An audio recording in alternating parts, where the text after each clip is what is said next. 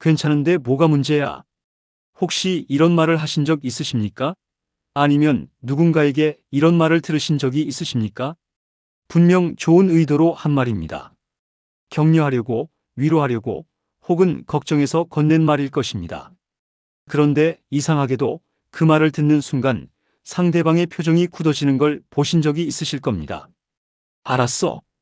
짧게 대답하고는 더 이상 말을 이어가지 않습니다.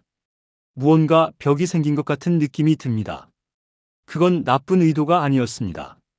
오히려 상대방을 생각해서 상대방이 더 나아졌으면 해서 관계가 더 좋아지길 바라는 마음에서 한 말이었을 것입니다.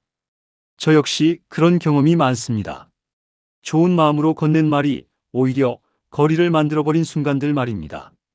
이런 일은 누구에게나 일어납니다. 가족에게도, 친구에게도, 이웃에게도, 심지어 오랜 시간 함께한 배우자에게조차 말입니다. 그리고 그럴 때마다 우리는 조금 억울합니다. 나는 좋은 뜻으로 한 말인데. 그런데 여기에 중요한 사실이 하나 있습니다. 문제는 말의 내용이 아닙니다.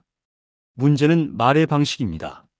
같은 내용이라도 어떻게 말하느냐에 따라 상대방의 마음을 열기도 하고 닫기도 합니다. 어떤 말은 관계를 더 단단하게 만들고 어떤 말은 보이지 않는 벽을 쌓아버립니다. 저는 이것을 깨닫기까지 오랜 시간이 걸렸습니다. 똑같이 진심을 담아서 말했는데 어떤 때는 상대방이 고맙다고 하고 어떤 때는 상대방이 멀어지는 이유를 한참 동안 이해하지 못했습니다. 예를 들어 볼까요? 요즘 좀 피곤해 보이는데 건강검진 받아봤어? 이렇게 말할 수도 있고 요즘 많이 힘들어 보이네요. 혹시 어디 불편한 데라도 있으세요? 괜찮으시면 함께 병원 가실래요? 이렇게 말할 수도 있습니다. 내용은 같습니다. 둘 다 상대방의 건강을 걱정하는 말입니다. 하지만 첫 번째 말은 상대방에게 지적처럼 들릴 수 있고 두 번째 말은 배려처럼 들립니다. 이 차이가 관계를 바꿉니다. 오늘 이 시간에는 상대방 기분을 상하지 않게 부탁하는 말의 공식을 함께 살펴보려 합니다. 공식이라는 말이 좀 딱딱하게 들리실 수도 있습니다. 하지만 이것은 복잡한 기술이 아닙니다. 오히려 우리가 이미 알고 있던 것, 다만 정리되지 않았던 것들을 차근차근 정리해보는 시간입니다. 이 공식들은 말을 잘하는 사람들만의 비밀이 아닙니다. 평범한 사람들이 그저 관계를 지키고 싶은 마음만 있다면 누구나 쓸 수 있는 방법들입니다. 이 이야기는 말을 잘하려는 사람을 위한 것이 아닙니다. 관계를 지키려는 사람을 위한 것입니다. 우리는 이미 충분히 많은 시간을 살아오셨습니다. 사람을 대하는 법도 세상을 대하는 법도 충분히 아십니다. 다만 가끔, 정말 가끔씩 우리가 쓰는 말이 우리 마음과 다르게 전달될 때가 있습니다. 그때 필요한 것이 바로 이 작은 원칙들입니다. 이것은 새로운 무언가를 배우는 시간이 아니라 우리가 이미 가지고 있던 따뜻한 마음을 조금 더 정확하게 전달하는 방법을 정리하는 시간입니다. 오늘은 크게 세 가지를 이야기하려 합니다. 첫째, 상대방 기분을 상하지 않게 부탁하는 5가지 말의 공식입니다. 둘째, 반대로 상대방 기분을 무너뜨리는 3가지 말의 습관입니다. 셋째, 관계를 지키는 말하기의 본질입니다. 하나하나 천천히 차분하게 살펴보겠습니다. 서두르지 않아도 됩니다. 이 중에서 한두 가지만 기억하셔도 충분합니다. 오늘은 인생 레시피와 함께 상대방의 기분을 상하게 하지 않으면서도 제 마음을 잘 전달하는 첫 번째 공식부터 함께 살펴보겠습니다. 주제가 마음에 드신다면 구독과 좋아요 부탁드립니다. 그럼 시작하겠습니다. 첫 번째, 부탁보다 먼저 해야 할 말이 있습니다. 한 지인의 이야기입니다. 그분은 결혼한 지 30년이 넘은 부부였습니다. 어느 날 남편이 아내에게 이렇게 말했다고 합니다. 당신 집안일 좀 제대로 했으면 좋겠어. 아내는 아무 말도 하지 않았습니다. 그냥 고개를 끄덕였을 뿐입니다. 하지만 그날 이후로 부부 사이에 묘한 긴장감이 생겼습니다.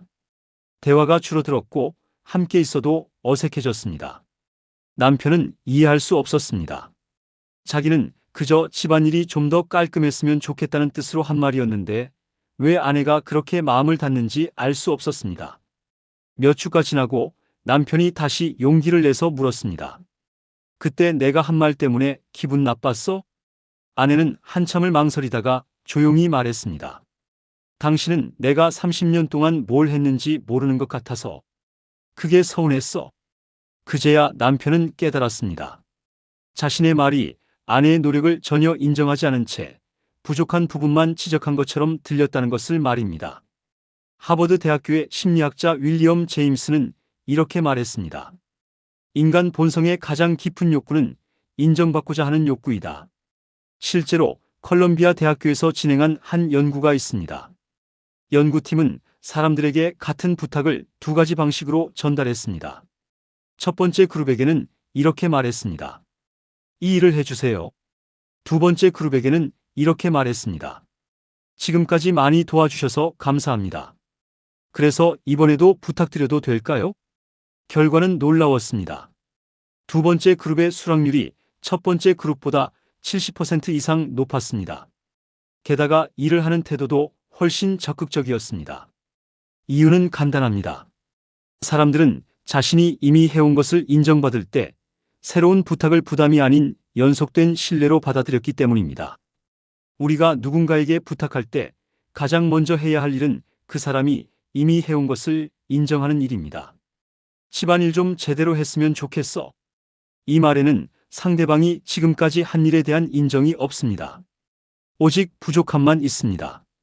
그래서 상대방은 자신이 해온 모든 것이 무시당했다고 느낍니다. 하지만 이렇게 말하면 어떨까요? 여보, 당신이 항상 집안을 깔끔하게 유지해줘서 정말 고마워요. 그런데 요즘 당신도 힘들어 보이는데 우리 함께 정리하는 시간을 정해볼까요? 내가 도울 부분도 있을 것 같아서요. 똑같은 내용입니다. 집안일을 더 깔끔하게 하고 싶다는 뜻입니다. 하지만 말의 순서가 바뀌었습니다. 먼저 인정하고 그 다음 부탁합니다. 이것이 첫 번째 공식입니다. 독일의 철학자 마르틴 부버는 이런 말을 남겼습니다. 모든 진정한 삶은 만남이다. 그리고 만남은 상대를 있는 그대로 인정하는 것에서 시작된다. 우리는 상대방을 바꾸기 전에 먼저 상대방을 있는 그대로 봐야 합니다. 그 사람이 이미 무엇을 하고 있는지, 어떤 노력을 기울이고 있는지를 먼저 알아차려야 합니다. 그래야만 우리의 부탁이 지적이 아닌 함께 가자는 초대가 됩니다. 오늘부터 누군가에게 부탁하기 전에 먼저 이렇게 물어보십시오. 이 사람이 지금까지 해온 것 중에서 내가 인정해 줄 수 있는 것은 무엇일까? 그리고 그것을 먼저 말해 주십시오. 진심으로 말입니다. 그러면 상대방의 마음이 조금 열립니다. 그때 부탁을 하십시오. 그것만으로도 관계는 달라집니다.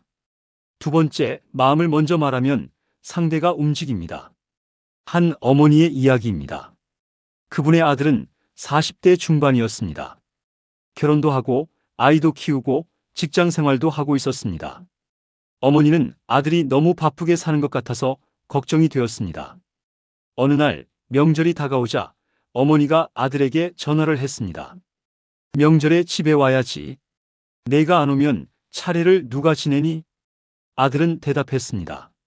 어머니, 이번에는 힘들 것 같아요. 회사 일이 너무 많아서요. 어머니는 조금 서운했습니다. 하지만 더 이상 말하지 않았습니다. 그냥 그래, 알았다라고만 했습니다. 명절이 지나고 아들이 어머니께 안부 전화를 드렸을 때 어머니의 목소리는 예전과 달랐습니다. 차갑고 거리가 느껴졌습니다. 아들은 친구에게 하소연했습니다. 어머니가 왜 그러시는지 모르겠어. 나도 힘들어서 못 간 건데. 친구가 물었습니다. 어머니가 뭐라고 하셨는데? 차례 지내야 한다고. 그게 다야? 응. 친구는 조용히 말했습니다. 어머니는 차례가 문제가 아니었을 거야. 너를 보고 싶으셨던 거지. 미국의 심리학자 마셜 로젠버그는 비폭력 대화라는 개념을 만들었습니다.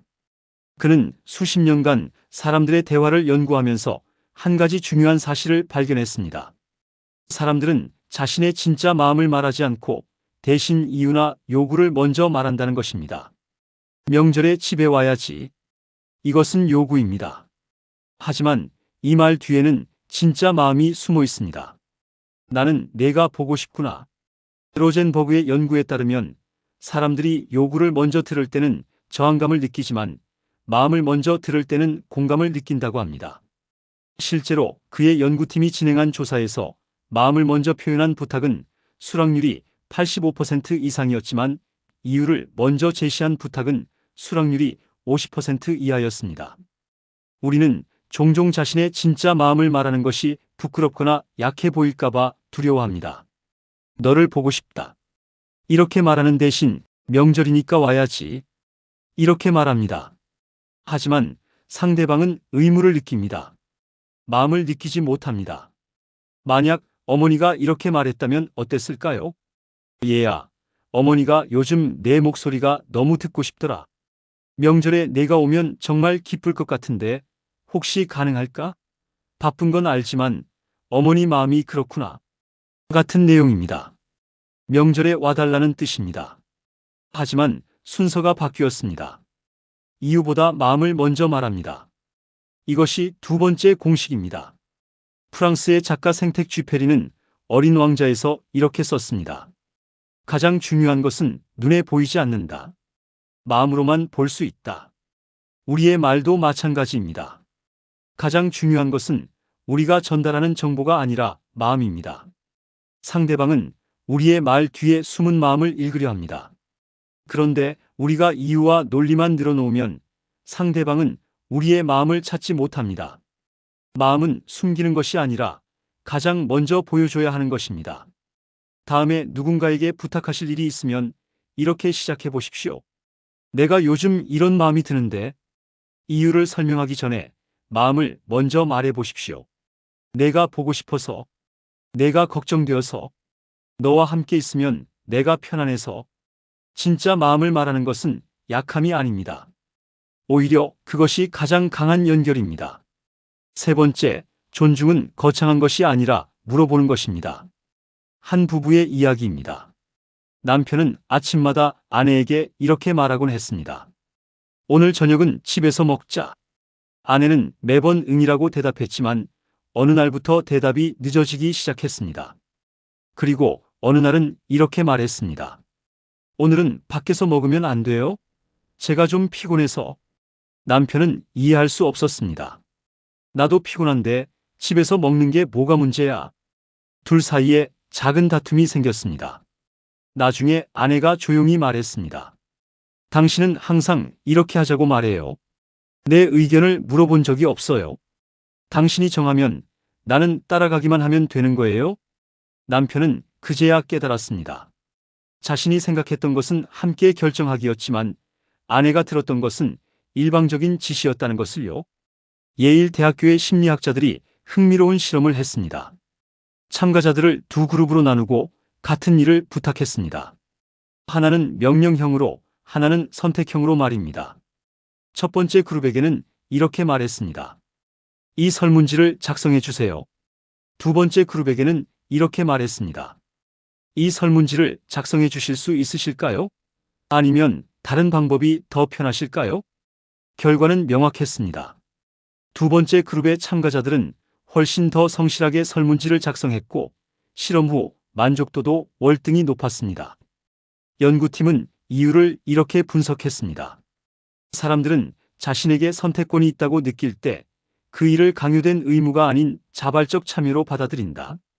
선택권은 존중의 다른 이름입니다. 우리는 종종 습관적으로 명령형을 씁니다. 이렇게 해. 저기 가자. 이거 해줘. 나쁜 의도가 아닙니다. 그냥 익숙한 말투일 뿐입니다. 하지만 상대방은 이런 말들을 들으면서 자신의 의견이 존중받지 못한다고 느낍니다. 만약 이렇게 바꾸면 어떨까요? 이렇게 해보는 게 어떨까요? 저기 가면 좋을 것 같은데 당신 생각은 어때요? 이거 부탁해도 될까요? 아니면 다른 방법이 있을까요? 내용은 같습니다. 하지만 형태가 바뀌었습니다. 명령형을 선택형으로 바꿉니다. 이것이 세 번째 공식입니다. 이것은 단순히 말을 부드럽게 만드는 기술이 아닙니다. 상대방에게 당신의 의견이 중요하다는 메시지를 보내는 것입니다. 독일의 철학자 이마누엘 칸트는 이렇게 말했습니다. 인간은 결코 수단이 되어서는 안 되며 항상 목적 그 자체로 존재해야 한다. 명령형 말투는 상대방을 일을 하는 수단으로 대하는 것처럼 들립니다. 하지만 선택형 말투는 상대방을 함께 결정하는 주체로 대합니다. 같은 일을 부탁하더라도 상대방을 어떻게 대하느냐가 관계를 결정합니다. 오늘부터 누군가에게 무언가를 부탁할 때 문장 끝에 이 말을 붙여보십시오. 어떻게 생각하세요? 괜찮으실까요? 혹시 다른 의견 있으세요? 단 한 문장만 추가해도 상대방은 자신이 존중받는다고 느낍니다. 선택권을 주는 것은 권한을 나누는 것이 아닙니다. 존중을 나누는 것입니다. 네 번째, 나는 이렇게 느꼈어. 로 시작하는 대화. 한 직장 동료의 이야기입니다. 그분은 오랜 시간 함께 일한 후배가 있었습니다. 어느 날 후배가 실수로 중요한 서류를 잘못 작성했습니다. 그분은 후배를 불러서 이렇게 말했습니다. 자네는 왜 이렇게 자주 실수를 하나? 후배는 고개를 숙이고 사과했습니다. 하지만 그날 이후로 후배는 그분을 피하기 시작했습니다. 업무 보고도 짧아졌고 점심도 함께 먹지 않으려 했습니다. 몇 주가 지나고 그분이 다른 선배에게 하소연했습니다. 요즘 후배가 나를 피하는 것 같아요. 내가 뭘 잘못한 걸까요? 선배가 물었습니다. 그 후배한테 뭐라고 말한 적 있어요?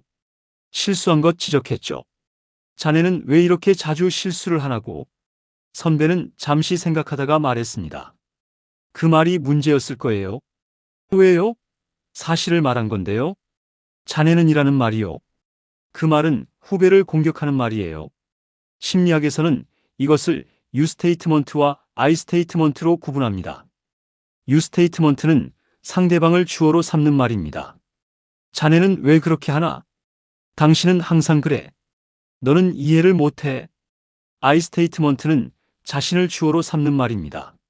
내가 이해한 바로는 나는 이렇게 느꼈어.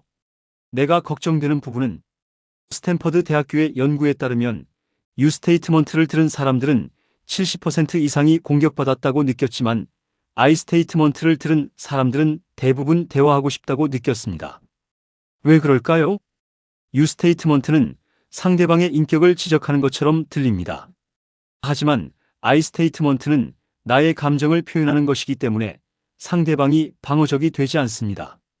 자네는 왜 이렇게 자주 실수를 하나? 이 말은 실수를 지적하는 것 같지만 실제로는 그 사람의 존재 자체를 비난하는 것처럼 들립니다. 자네는 마이너스 이 말은 그 사람 전체를 문제 삼는 말입니다. 하지만 이렇게 말하면 어떨까요? 이 서류를 보니까 내가 걱정되는 부분이 있어요. 여기 이 부분 말이에요. 혹시 어떤 어려움이 있었나요? 함께 해결 방법을 찾아보면 어떨까요? 내용은 같습니다. 서류의 문제를 지적하는 것입니다. 하지만 주어가 바뀌었습니다. 상대방을 주어로 삼지 않습니다. 이것이 네 번째 공식입니다. 상대방을 주어로 삼지 않으면 상대방은 자신이 공격받는다고 느끼지 않습니다. 대신 함께 문제를 해결할 사람이라고 느낍니다. 미국의 심리학자 칼 로저스는 이렇게 말했습니다. 진정한 소통은 판단하지 않는 것에서 시작된다. 우리가 누군가를 주어로 삼아서 말할 때 우리는 그 사람을 판단합니다. 하지만 우리 자신을 주어로 삼아서 말할 때 우리는 그 사람과 대화합니다. 판단은 거리를 만들고 대화는 연결을 만듭니다. 오늘부터 누군가에게 문제를 지적할 일이 있으면 먼저 이렇게 물어보십시오. 내가 이 말을 너는, 자네는, 당신은으로 시작하려고 하는가? 만약 그렇다면 잠시 멈추고 다시 생각해 보십시오. 내가 느낀 것은, 내가 걱정되는 부분은, 나는 이렇게 생각하는데, 이렇게 시작하면 상대방의 마음이 다치지 않습니다. 문제를 지적하는 것이 관계를 끊는 것은 아닙니다. 어떻게 지적하느냐가 관계를 결정합니다. 다섯 번째, 말하기 전에 묻는 사람이 진짜 어른입니다. 한 친구의 이야기입니다. 그분은 20년 넘게 알고 지낸 친구가 있었습니다. 어느 날 그 친구가 힘들어 보여서 좋은 마음으로 조언을 해주었습니다. 자네, 그렇게 살면 안 돼. 내가 보기에는 이렇게 하는 게 나을 것 같은데. 친구는 별 반응이 없었습니다. 그냥 그래, 알겠어라고만 했습니다. 며칠 후 다른 친구를 통해서 들었습니다. 그 친구가 이렇게 말했다고 합니다. 나도 내가 힘든 거 알아. 그런데 그 친구는 내 말도 안 듣고 자기 말만 했어. 나는 조언을 듣고 싶은 게 아니라 그냥 들어주는 사람이 필요했는데 그분은 억울했습니다. 좋은 마음으로 한 조언이었는데 오히려 친구가 서운해했다는 게 이해되지 않았습니다. 하지만 시간이 지나고 나서야 깨달았습니다. 자신이 친구에게 조언을 해도 되는지 먼저 물어보지 않았다는 것을요. 미국의 가족치료사 존 가트맨은 부부 관계를 40년 넘게 연구했습니다. 그가 발견한 중요한 원칙 중 하나가 바로 허락받기였습니다. 가트맨은 이렇게 말합니다. 사람들은 자신이 준비되지 않은 상태에서 듣는 말에 대해서는 방어적이 된다. 그의 연구팀이 1000쌍 이상의 부부를 관찰한 결과 행복한 부부들은 조언이나 지적을 하기 전에 반드시 상대방에게 지금 이야기해도 되는지 물어보는 습관이 있었습니다. 반면 불행한 부부들은 상대방의 상태를 확인하지 않고 일방적으로 말하는 경향이 있었습니다. 가트맨은 이것을 감정적 허락이라고 불렀습니다. 상대방이 감정적으로 준비되었을 때 같은 말이라도 훨씬 더 잘 받아들여진다는 것입니다. 우리는 종종 좋은 의도로 상대방에게 조언을 합니다. 하지만 생각해 보십시오. 상대방이 지금 조언을 듣고 싶어 하는지 우리가 먼저 물어본 적이 있습니까? 자네, 그렇게 살면 안 돼. 이 말은 상대방의 상태를 전혀 고려하지 않은 말입니다. 상대방이 지금 조언을 듣고 싶은지 아니면 그냥 자기 이야기를 들어줄 사람이 필요한지 우리는 알지 못합니다. 하지만 이렇게 말하면 어떨까요? 많이 힘들어 보이네. 내가 지금 뭔가 말해도 될까? 아니면 그냥 들어주는 게 나을까? 같은 상황입니다. 친구가 힘들어 보이고 우리는 도움을 주고 싶습니다. 하지만 순서가 바뀌었습니다. 지금 말해도 되는지 먼저 묻습니다. 이것이 5번째 공식입니다. 이 작은 질문이 상대방에게 선택권을 줍니다. 상대방은 자신의 상태를 스스로 판단하고 필요한 것을 선택할 수 있습니다. 프랑스의 철학자 시몬 베유는 이렇게 썼습니다. 주의를 기울인다는 것은 상대방이 존재하도록 허락하는 것이다. 우리가 상대방에게 지금 말해도 되는지 물을 때 우리는 상대방의 존재를 인정합니다. 상대방의 감정 상태, 준비 상태, 그 모든 것을 존중한다는 뜻입니다. 반대로 허락 없이 일방적으로 말할 때 우리는 상대방의 존재를 무시합니다. 좋은 조언도 타이밍이 맞지 않으면 폭력이 될 수 있습니다. 오늘부터 누군가에게 조언하고 싶을 때 이렇게 물어보십시오. 지금 내 말 들어줄 수 있어? 내가 뭔가 말해도 될까? 아니면 그냥 들어주는 게 나을까? 상대방이 아니, 지금은 그냥 들어만 줘라고 말하면 그것을 존중하십시오. 상대방이 응, 말해봐라고 하면 그때 말하십시오. 말을 하기 전에 허락을 구하는 것은 약함이 아닙니다. 그것이 진짜 배려입니다. 여기까지가 관계를 살리는 말이었습니다. 그런데 좋은 말을 배워도 무심코 나오는 한마디가 모든 것을 무너뜨릴 수 있습니다. 이제부터는 우리가 무심코 하는 말 중에서 상대방 마음을 닫게 만드는 3가지 습관을 살펴보겠습니다. 이것을 알고 나면 앞서 배운 5가지 공식이 왜 중요한지 더 명확해집니다. 첫 번째, 내가 맞아 라는 말이 벽을 만듭니다. 한 아버지의 이야기입니다. 그분의 딸이 대학 입시를 준비하고 있었습니다. 딸은 미술을 전공하고 싶어 했지만 아버지는 걱정이 되었습니다. 미술로는 먹고 살기 힘들 거라고 생각했습니다. 어느 날 딸이 그린 그림을 아버지에게 보여주었습니다. 아버지는 이렇게 말했습니다. 그림은 취미로 하고 안정적인 길을 가는 게 어떻겠니? 아빠가 보기에는 그게 맞는 것 같은데. 딸은 아무 말도 하지 않았습니다. 그림을 다시 가방에 넣고 방으로 들어갔습니다. 몇 달이 지나고 딸은 결국 아버지가 원하는 학과에 지원했습니다. 합격했고 대학에 다니고 있습니다. 하지만 아버지와 딸의 대화는 현저히 줄어들었습니다. 어느 날 아버지가 아내에게 말했습니다. 딸이 나를 피하는 것 같아? 내가 잘못한 게 있을까? 아내가 조용히 말했습니다. 당신은 옳은 말만 했죠? 하지만 딸의 마음은 한 번도 물어보지 않았어요. 아버지는 그제야 깨달았습니다. 자신이 맞는 말만 했다는 것을, 그리고 그게 바로 문제였다는 것을 말입니다. 영국의 심리학자 앨런 백은 인지 왜곡에 관한 연구를 했습니다. 그 중 하나가 바로 정당화의 오류입니다. 사람들은 자신의 말이 논리적으로 옳다고 판단되면 그 말이 상대방에게 어떤 영향을 미치는지 고려하지 않는다는 것입니다. 백의 연구팀이 진행한 실험이 있습니다. 참가자들에게 상대방의 잘못을 지적하는 상황을 제시했습니다. 한 그룹에게는 당신의 말이 옳은가? 를 먼저 생각하게 했고, 다른 그룹에게는 당신의 말이 상대방에게 어떤 영향을 미칠까? 를 먼저 생각하게 했습니다. 결과는 놀라웠습니다. 첫 번째 그룹은 직설적이고 날카로운 표현을 선택했지만 두 번째 그룹은 부드럽고 배려 있는 표현을 선택했습니다. 같은 내용을 전달하더라도 옳음에 초점을 맞추느냐, 영향에 초점을 맞추느냐에 따라 말이 완전히 달라진다는 것입니다. 아빠가 보기에는 그게 맞는 것 같은데, 이 말은 논리적으로 옳을 수 있습니다. 안정적인 직업을 갖는 것이 현실적으로 더 나을 수도 있습니다. 하지만 이 말에는 딸의 꿈이 없습니다. 딸의 마음이 없습니다. 맞는 말이라고 해서 그 말을 해도 되는 것은 아닙니다. 관계에서 중요한 것은 누가 옳으냐가 아니라 어떻게 함께 가느냐입니다. 우리가 누군가에게 이게 맞아라고 말할 때 우리는 상대방의 생각을 무시합니다. 상대방은 틀린 사람이 되고 우리는 옳은 사람이 됩니다. 하지만 관계는 옳고 그름의 문제가 아닙니다. 함께 가는 문제입니다. 만약 아버지가 이렇게 말했다면 어땠을까요? 내가 미술을 하고 싶다는 마음을 알아. 아빠도 내 그림을 보면서 내 재능을 느껴. 다만 아빠는 내가 힘들어할까봐 걱정이 돼. 우리 함께 이야기해 볼까? 내가 정말 원하는 게 뭔지, 그리고 어떻게 하면 내 꿈을 현실로 만들 수 있을지. 내용은 비슷합니다. 아버지의 걱정도 담겨 있습니다. 하지만 순서가 다릅니다. 맞는 말을 먼저 하지 않습니다. 상대방의 마음을 먼저 인정합니다. 이것이 첫 번째로 피해야 할 말의 습관입니다. 그리스의 철학자 에픽테토스는 이렇게 말했습니다. 우리에게는 두 개의 귀와 하나의 입이 있다.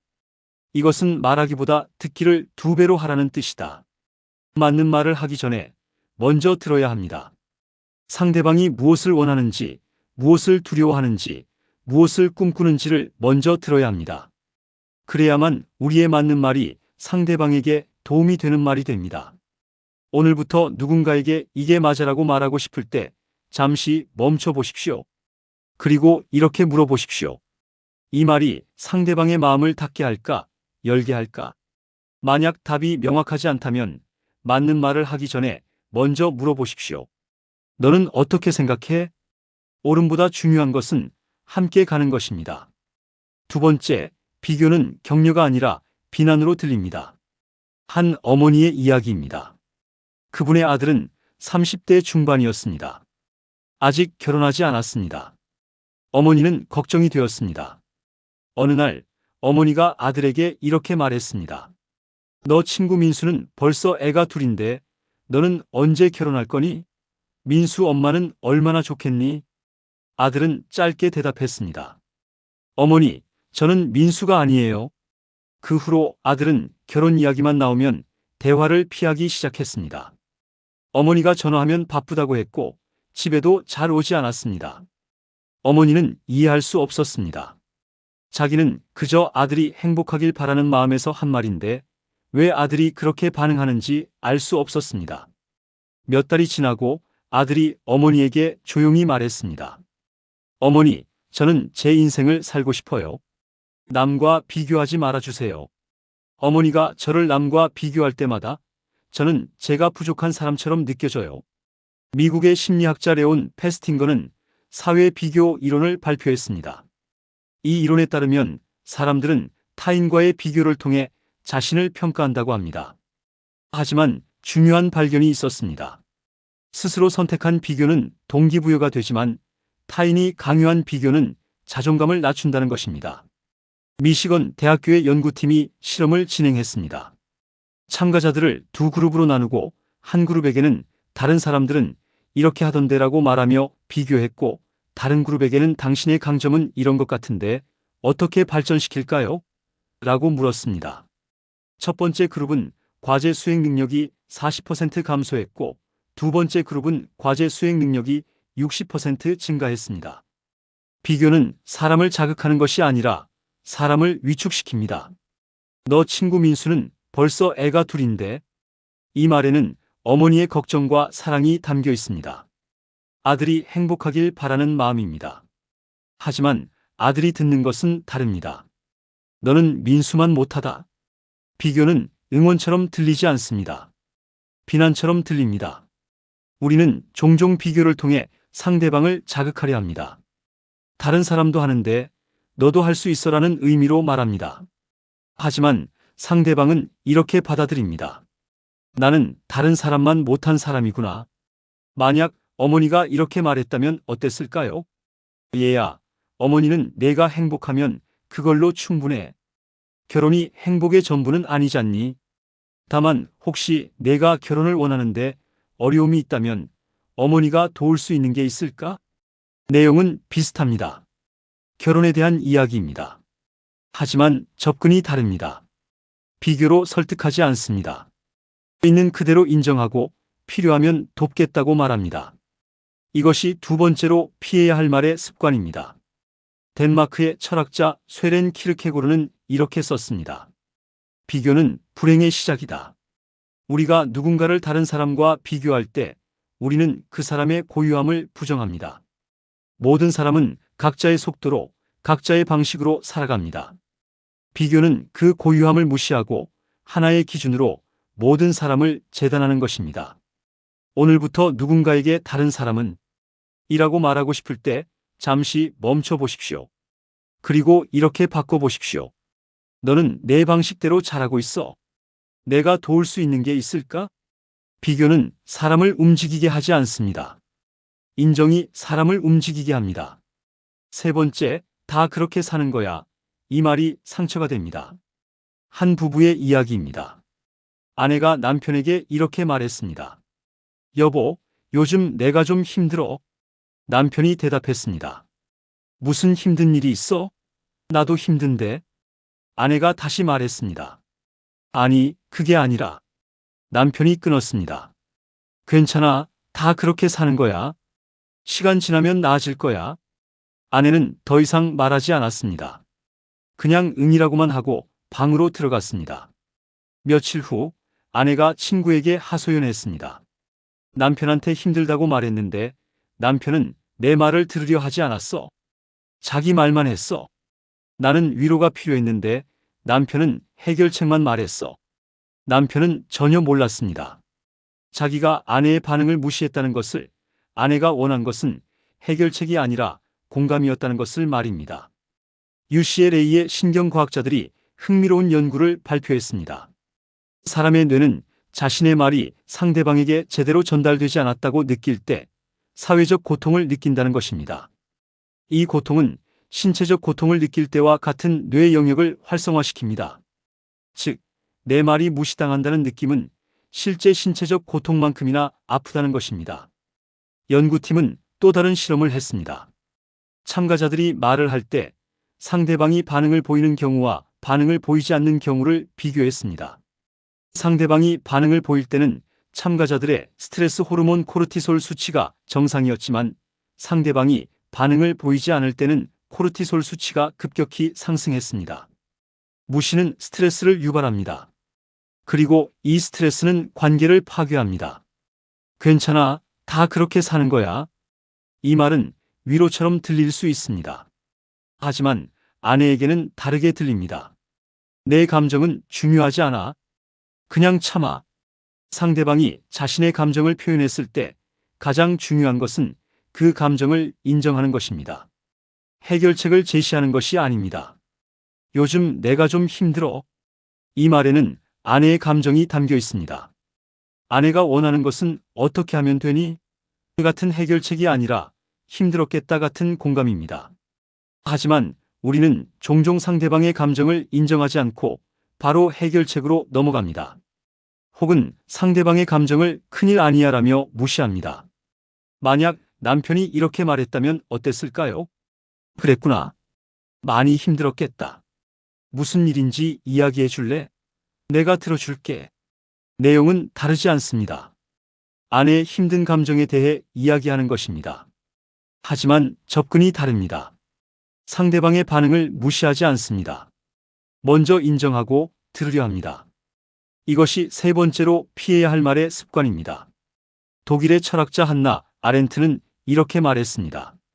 인간은 자신의 이야기를 들어주는 누군가를 필요로 한다. 그것이 인간이 인간으로 존재하는 방식이다. 우리가 누군가의 말을 들을 때 우리는 그 사람의 존재를 인정합니다. 반대로 누군가의 말을 무시할 때 우리는 그 사람의 존재를 부정합니다. 들어준다는 것은 단순히 소리를 듣는 것이 아닙니다. 상대방의 감정과 생각을 있는 그대로 받아들이는 것입니다. 오늘부터 누군가 자신의 감정을 표현할 때 바로 해결책을 제시하지 마십시오. 먼저 이렇게 말해 보십시오. 그랬구나. 힘들었겠다. 더 이야기해 줄래?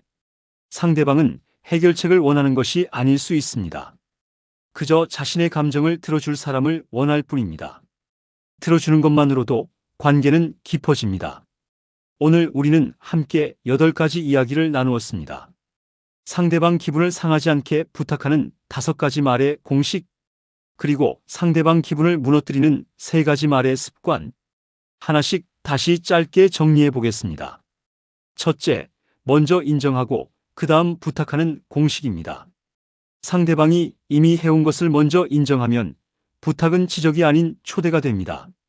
둘째, 이유보다 마음을 먼저 말하는 공식입니다. 진짜 마음을 먼저 말하면 상대방은 의무가 아닌 감정으로 반응합니다. 셋째, 명령형을 선택형으로 바꾸는 공식입니다. 선택권을 주면 상대방은 존중받는다고 느낍니다. 넷째, 상대를 주어로 삼지 않는 공식입니다. 너는이 아닌 나는으로 시작하면 상대방은 공격받지 않는다고 느낍니다. 다섯째, 지금 말해도 되는지 먼저 묻는 공식입니다. 허락을 구하면 상대방은 준비된 상태에서 듣습니다.